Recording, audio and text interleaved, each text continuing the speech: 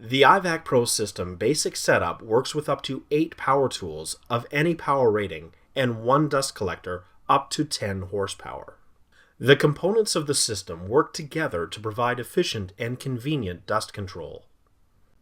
The iVac Pro Tool Plus interfaces your power tools with the iVac Pro system. Clamped around the power cord, the Pro Tool Plus detects the power tool status by monitoring the magnetic field on the outside of the power cord.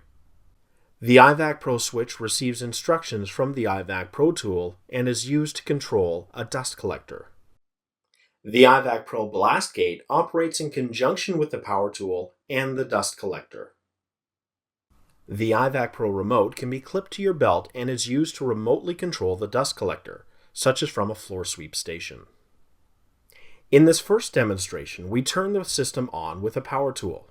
Immediately, the iVac Pro Tool Plus senses the activity, sending a signal to open the blast gate.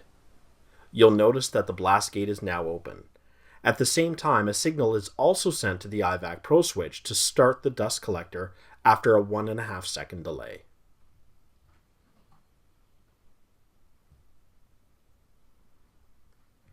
When the power tool is turned off, the iVac Pro Tool Plus sends a signal to close the blast gate, as well as a signal through the iVac Pro switch to turn off the dust collector. In a typical setting, the blast gate will close after 50 seconds and the dust collector turns off after an additional 5 seconds.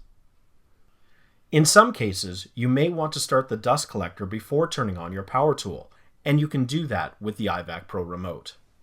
Then, when you turn on the power tool, the iVac Pro Tool Plus will send a signal to open the blast gate.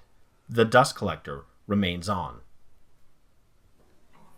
When you turn the power tool off, the blast gate will close, but the dust collector remains on until you turn off the remote. The dust collector shuts down after a 5-second delay.